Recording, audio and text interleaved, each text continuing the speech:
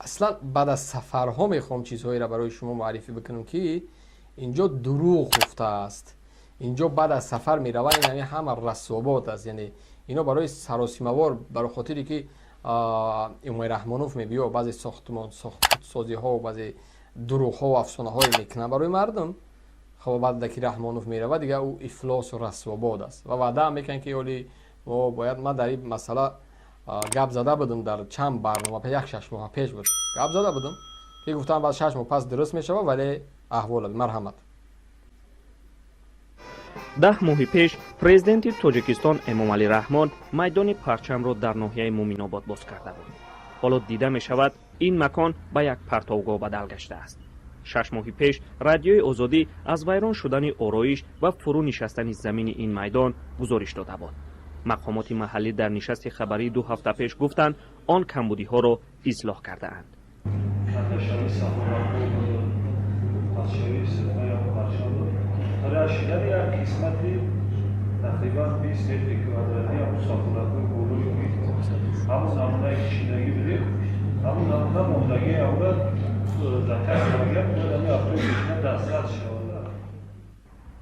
درختان در اینجا خشکیده، پرتو و اخلاط گرد و اطراف را فرا گرفته است. ساکنان محلی میگویند این مرحمت. اما باقی که من 6 ماه پیش گفته بودم، رئیس ناحیه برو اومده گپ زده بود که نه یک انشاءات ساخته میشه و خب بعد از به استفاده دادنش با 1 سال دیگه قریب چی میشه و او انشاءات 1 سال دیگه زیر نظارت است، در حالی که انشاءات قبل از ساختن باید زمینی او، خاکی او، برداشتی او، همه چیز باید زیر نظارت باشه. همه چیز باید تکنولوژ است، نمیدونم انجینیر است، هر کسی که بخش اما زمین ساز، زمین شناس، خاک شناس و منطقه شناس و قور و بلا است که میبیو میآموزه و بعد اجازه میده. تصور کنید در امریکا یک دومی بلند میسازن، ببین رئیس دومی بلند میسازن، رئیس ناحیه شهر، رئیس ناحیه، هر کسی، رئیس شهر، رئیس ولایت میبیاد چی میگه؟ ها این وقتی دام چپا میشه با میگه ما 1 سال میبینیم که این دومی که چند میلیون دلار ساخته شده است که اگر چپا نشه بعد باقی مونده جاهاش ریمونت میکنیم. این نیست، این منطق نیست، این فهمیش نیست. این نبودن فهمیش یک راهبری شهر و ناحیه و ولایت است که اول انشاءات ساخته میشه و بعد 1 سال بعد میبینه که اگه چپا نشه و یکی این نگاه کن. صحبت هم بعد گزارش مقامات نمایشکارانه در پی اصلاح وضع شده اند، ولی کار را تا آخر دوام نداده اند. هرچند رئیس ناحیه در نشست خبری 6 ماه پیشش گفته بود که کمیسیه حکومتی حالا میدان پرچم را رسما قبول نکرده است. در حقیقت هر یک کارهای ساختمانی که به انجام داده می شود و 1 سال او را میبینن، میستن، مثال او را باید باران نبینن، برف. تو نامحقل کلانش کردی، از کدام تحلیل گپ میزنی که انشاءات ساخته میشده است؟ فرض کنید یک دام 20 اتاجه میسازی، در اونجا مردم زندگی میکنن، امام رحمان رو به استعفا میتیاش، یعنی یک چیزی ناتمام است. پس چرا اجازه دادی که رحمانو باید بیاد؟ چرا دروغش کردی؟ من گفتم که رئیس ناحیه را هیچ ارزنده این وظیفه نیست، ولی شما میگید که شما فقط تنقید میکنی. مرحمت، من پیشنهاد میکنم که این نفر ارزنده این وظیفه نیست. چرا تو امروز از سری وظیفه است؟ برای چی؟ برای چی وقتی ساختکاری میکنن به خاطری که رحمانوف میبیو خب تستر بسازین، دروغ و راست و کجلا و ای پولی بودجه کشور میلیون ها سامانی مصرف بکنه، بعد از رفتنش حال 1 سال دیگه باید نظارت بکنی، بیرق کجلا میشوه، درخت ها و درخت های قاقبین، همه او پول قطعی اومده است، همه این مصرف میگه، همه این نمیدونم مصرف کارگر، مصرف تراکتور، مصرف خاک، مصرف درخت، مصرف راه، دیگر مصرف هایی که در اونجا داره، همه او مصرف داره. نه همه او از پولی بودجه، از پولی ناحیه، از پولی ولایت، معاش آموزگار، معاش مردم، یا شاید کدام صاحب کاری بیچاره که خر بری کار کرده است، پول جمع کرده است، گرفته این اینجا اومده نه چاشیدنش. ولی احوال بی مدام که شما اگر در این فکر هستین که 1 سال باید باشه، پس چرا 1 سال پیش باز کردین باقا؟ چرا؟ فرض کنیم همون بیرق بلندی که در اونجا هست اگر که از لحاظ استاندارد جوابگو نیست، برای چی باید به استفاده، برای چی استفاده داده شود؟ چرا مردم باید از زیر او خدای کرده چپا شود؟ اگر سر چند نفر بزنن کی باید جواب بگه؟ مردم برای شما قورباغه است که همون ماشین میگذره در راه است، میگه خش خلاص شده رفت. گارانتی باید داشته باشه این شوت ها، میفهمی؟ از نظری تخصصات باید بگذره این شوت ها، باید یک نظام مخصوصی هست که اون میبیاد نظارت میکنه، گارانتیشه، جوابگوشه، استانداردشه، صفات همشه وقتی جوابگوی همش است با اون نظام اوکی میته که با استفاده داده شود.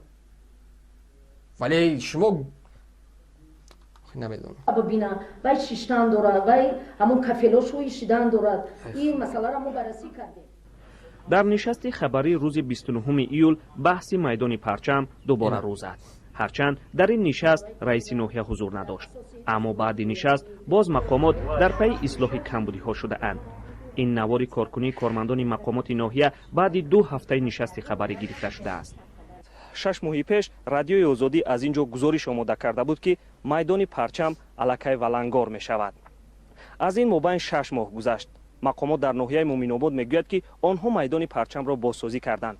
اما چگونه که مشاهده میکنید در اینجا نه تنها بازسازی مشاهده می شود بلکه در خشک شدن درختان هم دیده می شود. این چنین نزدیکی پرچم به یک میدان پرتابگاه تبدیل یافته است. پایه پرچم ناحیه مومن‌آباد 45 متر درازی دارد. میدانش به 61 هکتار برابر است. آن را شرکت حسنبگی با سرمایه حکومت ولایت ختلان ساخته است. در حکومت مومن‌آباد دقیق نمیگویند برای ساختمانش چقدر مبلغ صرف شده است.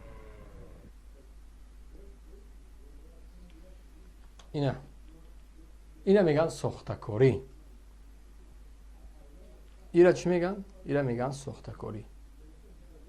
یا که یک منطقه دیگه میره آب میاره، یک توربای کلان میاره آب باز میکنه سال 2000 فلان سال فلان سال آبی تازه. ولی دروغ. مثالی گپ. خب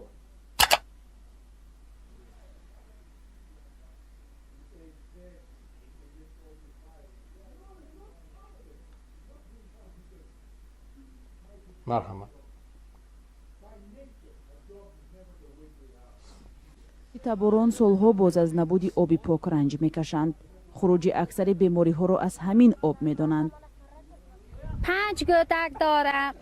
لباس ها سر لباس شدن به همین آب به عذاب میکشیم. همه آب بقیم. 200 سامان آب قیم. پک آینده به من آب ببینید، آینده به این بچه ها به این آب نوشا ضرر دارد. دهه نوآباد شهر پنجکین 13 سال پیش بنیاد شده. از مرکز این ده 13 سال شما برای مردم آب نآوردین. میفهمین؟ 20 کیلومتر از مرکز ناحیه 20 کیلومتر اگه کجا برسه به اون دورترین ناحیه هایی که ما داریم، نه برق نه آب نه مکتب نه مدرسه، این شما میرین بعد در یک 4 بینای کدام صاحب کنه میمون بازی میکنید. دو دختره کمیاره ایتاکه مشق پگاه روزی بکنه. تمام جناب عالی آمد باز کردیم رفت خدر پیشروی ترقیات.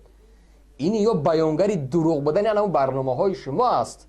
بیانگری مغزشویی مردم کودکان را مغزشویی میکنین از یک جهت، برای چشم مردم نشون میده که رحمانو پیشروی و صنعت اقتصاد دارد، ولی اصلی موضوع وقتی ورق میزنی که مردم سال 2009 زمین یا حوزه حولیه زندگی میکنه در عصر 21 در سال 2022 حالا مردم آب نوشیدنی ندارن. عمر رحمانو در سازمان ملل بدل میره سال آبی تازه 2005 2015 2020 2035 سال آبی تازه. کدام آبی تازه؟ کدام جامعه خود آب نداره؟ مردم خود نیاز به آب نوشیدن داره. شما از کدام آبی تازه گپ میزنید؟ مگر این طبقه لولی تبارایی که ما شما داریم مگر اینا نمیدونم مردم نیست حق زندگی در اوجا نداره؟ اگر این نظر بکنید ببینید این شهر 22 کیلومتر دور است. حالا حدود 150 خانواده اساساً لولی تباران در اینجا زندگی میکنند. نبود مکتب، آب و برق دائمی از مشکل اصلی ساکنان اینجا بوده است. من خواهش میکنم از رئیس ولایت که دمو هفشو سوید با موضوع از 2009 که زمین دادگی سوید نیست. سوید آب تشخیص میکشه. وقتی در گذشته ما گفتیم که مردمی خودم قوای برق نداره، حکومتی طالبی که قبول ندارین قوای برق میتین، دو تا احمق بی سواد برو اومدن گفتن تجارت های پیشلوی های فرق نداره پولی بوجه. جامعه خودت سوید نداره، جامعه خودت مردمی خودت هم قوای برق ندارن. کدام تجارت؟ بر پدر او رابره، بر پدر او فهمیش و او دیدگاه آخری نمیدونم رحمت کی نخو مردمی خودت بدون قوای برق هست. زباناتون همه قدر شما برین او تجارت میکنه، پیشروی میکنه. مردم کدام تجارت، کدام پیشروی؟ جامعه خودت قوی بر نداره، مردم خودت آب نداره، مردم خودت مکتب و مدرسه و نمیدونم دیگر انشاءات بنگاه تیبی نداره. میرن 4 عمود دام بلند کدام صاحب کار در مرکز شهر میسازه، 15 تا رئیس و وزیر و نماینده مردم کاستوم بروش کات و کلاه زدگی میرن همون تا یاد گرد میزنن با همین تمام. ولی 2 قدم از همونجا بیرون تر نمیره که نبودن راه ببینین، نبودن مکتب ببینین، کمبودی آب ببینین، برنامه‌های ساخته و بر دروغ ببینی. چرا نمیری؟ محل ما با عضو سوید نیست، برای همین عضو ما با عذاب. مشکل دیگری که ساکنان لولیتابور پنجکند را دامنگیر است، این نداشتن شناسنامه و شهادتنامه تولد بوده است. به سنه 14 اکتبر خدمت رفتم، فریب کردن که دکومنتات میتونم تا من اومدم خدمت نه وجودنامه دارم، یگان جا رفته کار کرد نمیتونم، همینجا میبیام کپز شرایط خانه ندارم. پدرم 11 سال شد گذشتگیش، به پدر مادر ندارم، 2 بچه دارم، خانه مردم خور رفته میگردم، میبیام کپز زمستان دوشنبه کار کنی میرم، میبیام با همینجا بهار کار کنی. ساکنان دهه نوآباد پنجکند در برابر نبود آب و قوه برق، مکتب و بنگاه طبی هم ندارند. نه رفتی باز کردی کس ای تکدی بیا تو پیشوای ارزنده دنیا. 30 سالگی اونمو افسانه که گذرانده بودی کاک بار ارباب کمال خوش آمدی. اینه پیشوای میله. اینه بگی امی لولیای بیچاره اما لولی تبارو را بگو ام تعریف کنه یا بار ایتا کنه که میره و پیش همون مردم که آخه افسانه تون مردم فریب نکنی. اینا مرحمت بنگاه طبی، مکتب، باغچه کودکانه، آب، سویت برای این مردم همین 5 چیزی ضرور که نداره و میجوشه شما را دیگه آخه سخت هم برسه. چی کارتون میکنه؟ چی در کارش کماتون لوله کدگی مرکز ولایت میرین یا رقص بازی میگن او 4 تا لولی دیگریش که دارم اونمو چی نام داره، اونمو راویایی که اصلا رسمی خونم پیشوای ملت پسوای ملت خوش آمدی رفتی آمدی ایتا کدی اوتا کدی پیش رفتی خفا رفتی خلاص شد تمام. چی در کاری افسانه؟ چی در کار؟ این مردم از اینا هم حق زندگی در اون وطن دارن. اگر لولی تبارن، ازبک تبارن، قرقیز تبارن، روس تبارن، نمیدونم هر ملتی که هست، هر ملتی که در اون وطن هست، اونا حق زندگی در اون وطن دارن برابر فرزند رئیس و وزیر. فرزندی یعنی اگر یک نفری که در مرکز زندگی میکنه کدام شرایط اصول داره، باید در دورترین ناحیه هم مردم این منطقه باید اون شرایط داشته باشه. که حالا تصور کن مکتب و معارف و بنگاه طبی نیست، آیا اینها راه دارن؟ آیا اینها نقلیات های جمعیتی دارن؟ آیا اینها بازار و غذای درست دارن؟ این از سوالی که باید فکر بکنی. نقلیات جمعیتی مسافربر نیست تا دهه نمی آید. رئیس محله نوآباد که ساکنانش از نبودن شرایط شکایت دارند، امیدوار است حکومت به زودی مشکل ساکنان را حل میکند. از مسئله دختر و مسئله مکتب و مسئله حجت گذاری آدما یگان تنقشی نمیکشد. بسم الله الرحمن الرحیم. این نماینده حکومت است. اینه او بیچاره کودک بچه میگه که خدمت عبیر افسانه تا حاضر حجت نداره، حجت نامه سال تولد که فریب کرده بیچاره خدمت برده که بیا خدمت من حجتت میته. خدمت اینا وطنی که میگه بچه خدمت باید همه بکنه، اینه بیچاره خدمت رفته. حتی در سوریه و افغانستان مردم یک تذکره داره، یک حجت داره برای سال تولدش که 40 سال شد در اوج جنگ است. به هیچ دارین اون رحمان رفت که مردم ایتا کدش پیشش ندارین یک حجت که جا شما افسانه و اشولا میخونی. آیا من میگم نگم این همین زماناتون همین قمه کنه که ای بچه گو بس کنه دیگه گپ نزنه. همین گپی من گیجاش اشتباهه که ما باید گپ نزنم. مردم همیش میشد میکنن، مکتب میخونن، بیمارخانه ها نزدیکم میکنن. که ای همو دیواری پشتی استاد معلوم است که کدام شرایط کابینتی تو اون نگاه کنم. معلومه که اکای عزیز خود چند کارخانه داوجه چند تا بنگاه طبی و چند تا مکتب است. اونم معلوم است خودش. ای اولی اکی نو همو جبی که نوش پکیلوف که کدا با محکم کردگان به خاطر د کامera خوش رو بیا. امو پای امو تراس نمو لوی که اولی اونجا است تراس. امو کراسکا اولی کراسکا نزدن چه به خاطر که اون لوی که اونجا شکیدن اولی تراسه. خب اومد بچه کار کردم میدونم او پارا شبید طرفی دستی چتگی باشه دستی راست شبید مرحمت کن. حالی او را بی تاریخ تاجیکان در پیشش خدایا. این مرحمت از همین کابینه تو دکای عزیز معلوم است که در کدام شرایط از او جای خودت خدمه یک قسمی ما که در همین شما یک اوچسکای نو دادگی 2009 участковой нав 2009 ай 2009 мардум свет надора об надора аз 2009 اون جناب عالی این چی باشه رئیسی محله نواباد برای خدمت‌های شایسته دستاوردهای ارزنده مهنتی و اشتراک فعالانه در حیات جمعیتی در شهر پنجکین بخشیده به استقبال جشن بزرگ ملی 30 سالگی استقلالیت دولتی جمهوری تاجیکستان با سپاسنامه سرفراز گردانیده شد. رئیس شهر عبدالخالق خالقزاده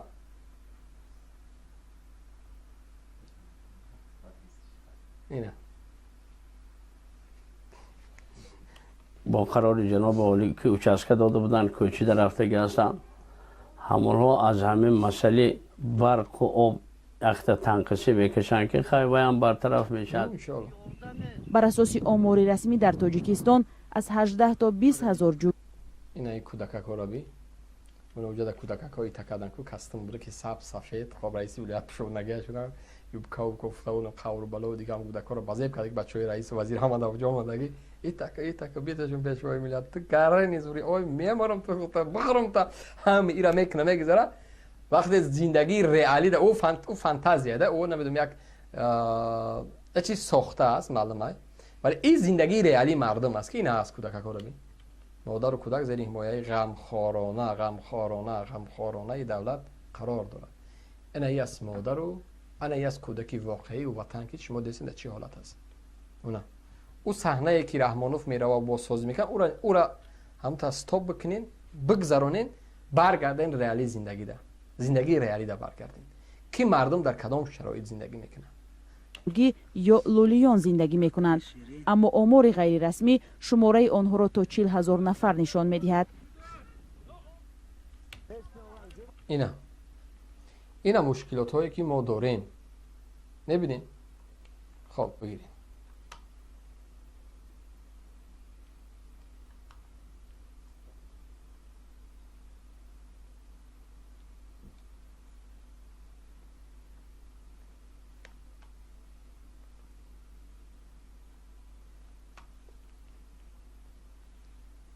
خب یا دیگهش میریم راه ندارند و سیمچوب‌ها را نسبتاً آباد و موافق برای زندگی ساکنان. اما در قسمت دیگری ده شرایط سخت فرق می‌کند. مردم آب و راه ندارند و سیمچوب‌ها را خودشان ساختند. در صحبت و حسابات‌های مقامات ناحیه قسمت ناآباد این شهرک وجود ندارد. محمود جان رحمتزاده به این ده رفت و گزارشی او را همراه می‌بینیم. از بنیادی دهه توتک در خوالینگ حدود 10 سال سپری می شود. یک قسم باشندگانش بدون راه و آب زندگی می کنند. برای برق خودشان سیمچوب ها ساخته اند. حالا این شهرک 2 هفته پیش من برنامه در صفحه رحمان به خوالینگ گفته بودم و در اونجا برای مردم سه قاق دعوت کرد که شما سه قاق جمع کنید جای نان نمیگیره سه قاق جای نان نمیگیره در کنه نان سه قاق بخورین این اکو زندگی ریالی او صحنه سازی که همین دستاشون پیش بر بدن و این زندگی ریالیه که پسی پرده مردم داره. مرحمت از 2 قسمت عبارت است. نیمه آن با کمک صاحبکاران بازسازی شده است. نیمه دیگر را میبایست حکومت محلی میساخت. در گزارش‌های رسمی حکومت کار خود را خوب ارزیابی میکنند. این را رئیس ناحیه میگوید. دیها خب تا امروز خیلی کارو با سامانه شده است. از آن جمله 70 عدد سیمچوبی آهنی و بیتونی 3 عدد ترانسفرماتور و دهه توتک از بینای حکومت محلی همگی 2 کیلومتر دور است. اینه 2 کیلومتر از همه حکومت محلی که رئیس حکومت در اونجا میشینه رئیس ناحیه 2 کیلومتر 2 کیلومتر شکم جدام کردگی ما در این شکی ندارم که ماشین خدمتچیش پرادا یا لکسوس های ما در این شکی ندارم خانه دولتی راننده همه شرایطش خوب است ما در هیچ شکی ندارم منظره‌های آن خلاف حسابات رئیس ناحیه اند. وقتی در نشست خبری 2 هفته پیش بحث این دهه سر زد، رئیس از پاسخ دادن فرار کرد.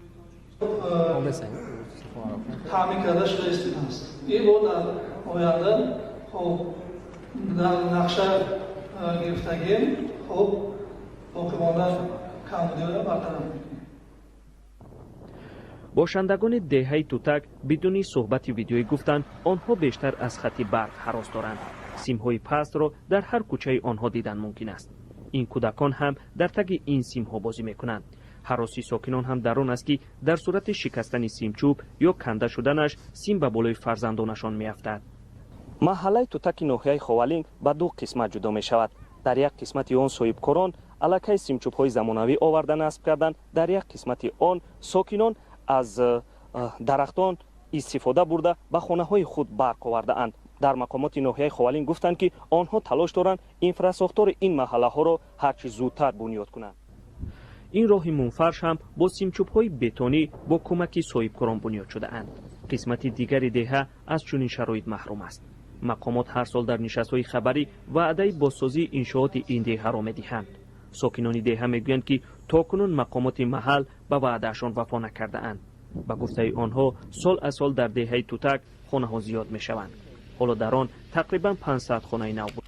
این مردم 500 اویله زندگی میکنه. برای 500 اویله قوای برق او نیست. میفهمید؟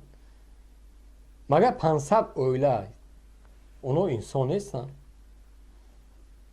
من نمیدونم دیگر شما با کدام از کدام آسمان از کدام ستاره گپ میزنین. من دیگر نمیفهمم واقعا که احوال ببین که جامعه ما در کدام شرایط قرار داره. احوال ببین.